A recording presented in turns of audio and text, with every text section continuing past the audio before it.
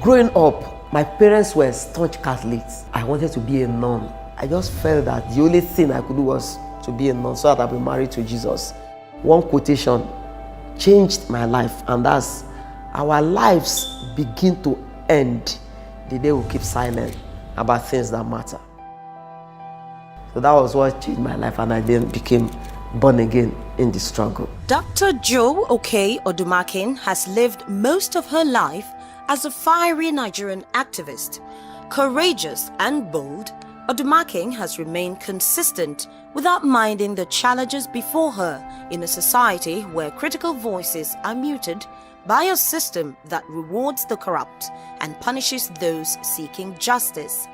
Currently, Jo is the president of the human rights group Women Arise for Change Initiative and the Campaign for Democracy.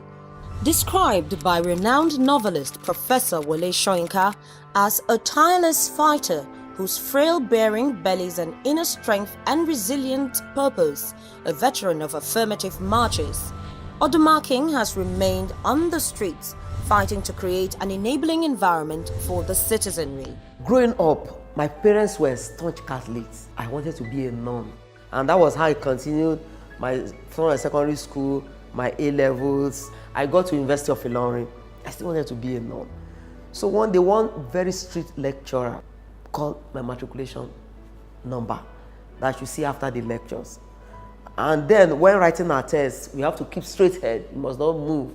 So my friend asked me, Pauline, I said, did you turn your neck, Reverend Sister? I said, no. So I saw the lecturer, and the lecturer asked me why I was being called a Reverend Sister. I said, I wanted to be married to Jesus. He said, well, you scored very high marks on my test. And then I saw all the books on her shelf, Martin Luther King. So she picked out one and gave me to read. I read it. One quotation changed my life, and that's, our lives begin to end the day we keep silent about things that matter. So right from that time, I became the secretary, Women in Nigeria, and I told somebody to prepare my will. I had mattress and books, and that was how it continued. An activist and human rights advocate for over 25 years, Jo Odumakin started her journey into activism in Kwara State, north-central Nigeria, with the organization Women in Nigeria WIN. The military rule of General Ibrahim Babangida brought her activism to the national platform, where she was amongst the frontline activists who marched in protest against the annulment of the June 12 presidential elections, which MKO Abiola was largely believed to have won. Few years later, she also protested against the assassination of Kudirat Abiola. On June 12, we had election that produced the freest and the fairest and the most peaceful. It was annulled. MK Abiola, that won the mandate, was imprisoned. As a result of that, because we have had several military in power, after he was imprisoned, we then started a series of protests that there's no way in which our president-elect can be in prison. Even one of the protests on June 4, 1994, where more than 200 people were killed, I was shot on my leg.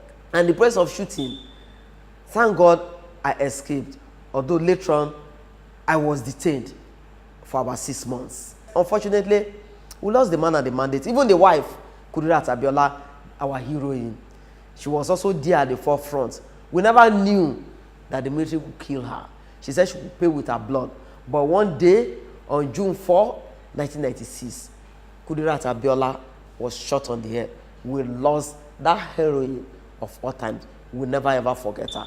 We engaged in series of protests, including going to paste poster of IBB, the person who annulled the election, General Ibrahim Babangida, go now, go, go, go. And I volunteered, went to the barracks to place my own posters. And I told those people around, stay at the back in case I'm shot dead. One did that because we fought so hard for democracy. This led to her numerous arrests for no less than 17 times, spending months in detention without trial. It was during one of such detentions she met her husband, Yinka Odumakin, with whom they have 2 children. In the dark days of the military, we met in a detention facility. First, we became friends. Then we got married in 1997. And since the time I met her up till now, her passion has not changed. She's an incredible woman. She organizes remembrance programs of all the matters of the struggle, like MK Abiola, Kudrat, Abiola, and the rest. And I often ask her, your parents are late. You have never gone out of your way one day to do any of these activities for them. She's not doing those things for all those people. She's doing it for the cause they lived for, what they died for. It's not very common in our climb for a woman to have that kind of passion, to get involved passionately in the struggle the way she did, suffering, battering, detentions here and there. And that really fascinated me. I admired what she was doing. I admired the commitment she brought into it, and the fact that we are people of like passion. Josephine Okei-Odumakin, rescue the guys now! Rescue the guys now! Jo Odumakin's passion against injustice catapulted her to the center stage as she became a powerful voice in the Bring Back Our Girls campaign. The Bring Back Our Girls initiative is on the fight to return the schoolgirls abducted in northern Nigeria. April 2014, we just woke up to realize that close to 300 girls were taken at Chibok Secondary School. 10 days after that, I issued a statement, rescue our girls now, because I believe that someone that is alive is the one that can be rescued. Pile maximum pressure on the government. Then the sad thing again, because I've always told people who think that if any of our soldiers die, it's none of their business. Why campaigning for the rescue of the Chibok girls? The news that some of our soldiers were running away because they did not have superior weapons. The tale that our soldiers are just being killed like chicken. The fear that one day we'll wake up and we'll find out that Boko Haram has killed all those confronting them. We then decided to pass maximum pressure on the government that they must be properly equipped, the soldiers. They must be insured. They are human beings, they have families, so they should also be properly insured. Odumakin's activism cuts across national issues to individual Nigerians struggling with injustice.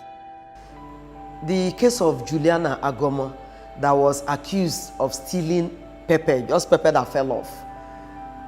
They got hold of her, security men around, and so worrisome. Market women and everybody gathered.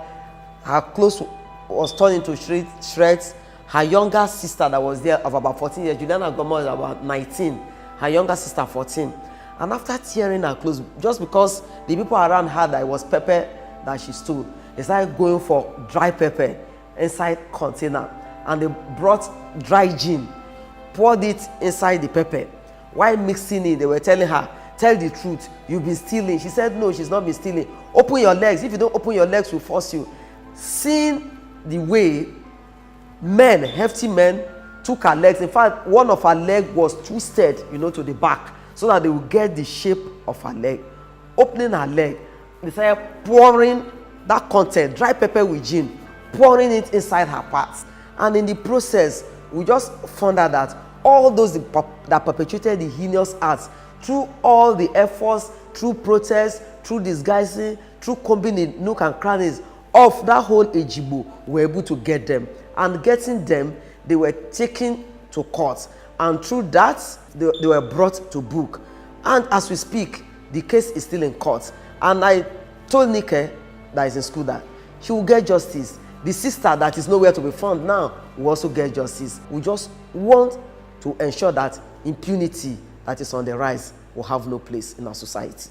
Her pursuit of democracy, good governance, and national development have been recognized and acknowledged locally and internationally, with a varying number of awards bestowed upon her.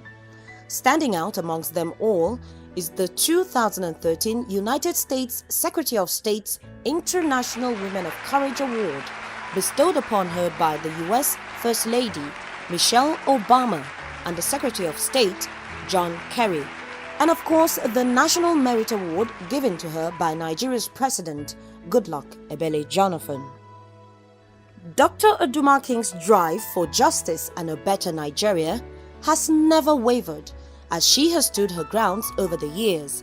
She has been inspired, supported, and encouraged by several world-renowned icons in Nigeria and around the world. She has also impacted many people around her, both young and old, that they can be a better future for all Nigerians. One time she said to us that what she wants to see is to see a poorer society, to see a Nigeria where every person's right is defended, where we are all equal and nobody tramples on any other person's right. And she's so passionate about that. In whatever she's doing, you see that coming out strong in all her activities, in whatever she's doing, on the field, in the trenches and all of that. And that is why she went to prison more than 18 times. She was bruised, she was shot, and she was never fatigued. She continued, and that shows passion, that shows commitment to what she believes in. Dr. Joe Okei-Odumakin that I know, she's an epitome of hard work and perseverance. She's a dogged fighter. And one thing I like about her, she's a great cook. She's an activator. I don't call her activist, I call her activator. She wouldn't wait for an idea to sleep over. She activates it immediately. She doesn't wait for next morning. Whatever is boiling in her, like, we should do this, she doesn't wait till next morning. It is immediately. Dr. Joe Odumakin remains a tireless force in the quest for justice and democracy. My vision really is to see a Nigeria that works, a Nigeria where justice, fairness, and equity reigns, a country where rights are respected, where women are treated as equal, as partners, because beside every successful man is a woman, and also ensuring that we'll have a country where impunity will become a thing of the past.